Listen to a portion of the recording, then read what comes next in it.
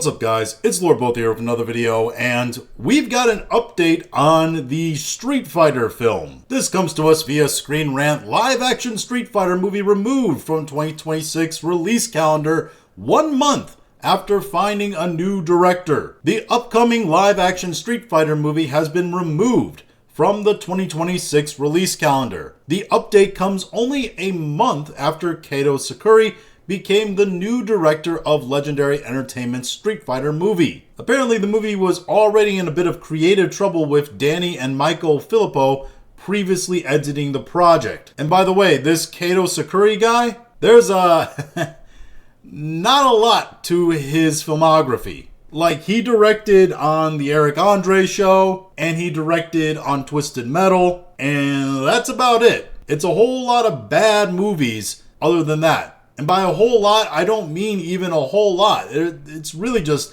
a handful of movies that he's actually directed. So this guy is far from a big name in the industry, meaning he's cheap. And they are probably not dumping a ton of cash into this movie. But again, they might not be dumping any cash into this movie anymore because according to Sony Pictures, Street Fighter has now been removed from the studio's 2026 domestic release calendar. The adaptation was previously scheduled to debut in theaters on March 20th, 2026. And keep in mind, removed from the calendar is another way of saying delayed indefinitely, which the phrase delayed indefinitely sounds a lot like canceled. While a reason for the change has not been given, a removal from the release calendar is a troubling sign. Well, duh. A removal suggests more substantial problems behind the scenes that will take time to be addressed. This may be due to a significant creative overhaul that is needed now that Sakuri is helming the movie instead of the Filippo brothers. So they're blaming new creative direction. We got a new director and he has different thoughts than the old directors. So we gotta delay this thing indefinitely to get it all sorted out. Just like the way companies typically do when they have a movie they really believe in.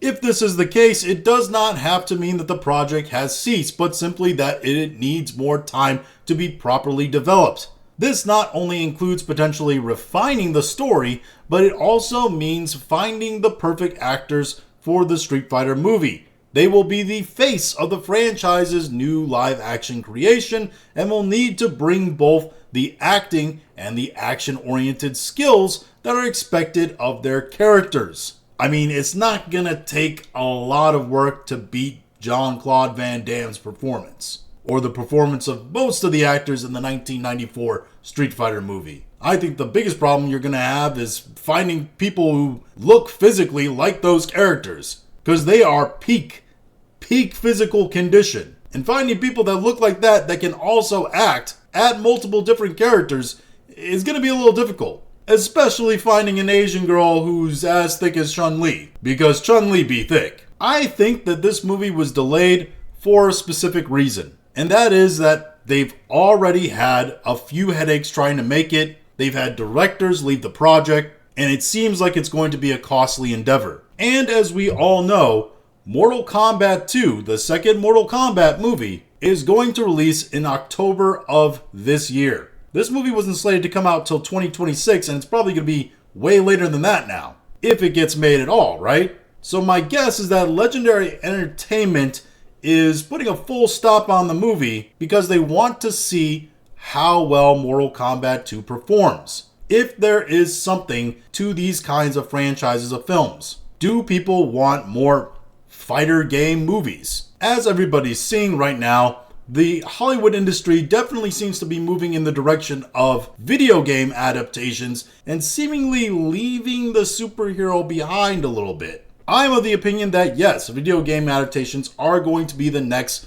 big thing in Hollywood. The problem is, can they all be done right? With superheroes, you really only had two veins. You had Marvel and DC. Marvel was a super success, so everybody was into superheroes. DC, not so much, and their films didn't really do as well. But it was really known as the era of superhero movies in the 2010s, right? And that's primarily due to the MCU. With video game adaptations, there is a plethora of franchises. Some that have to be done really well to work in movies. Some that, quite honestly, I don't think could be made into a movie at all. And some that are built just to be movies. And even then, those might fail because of poor quality. The point is how long the video game adaptation fad will last is really determined on how much of a stomach Hollywood and the film industry in general will have for failure adaptation projects.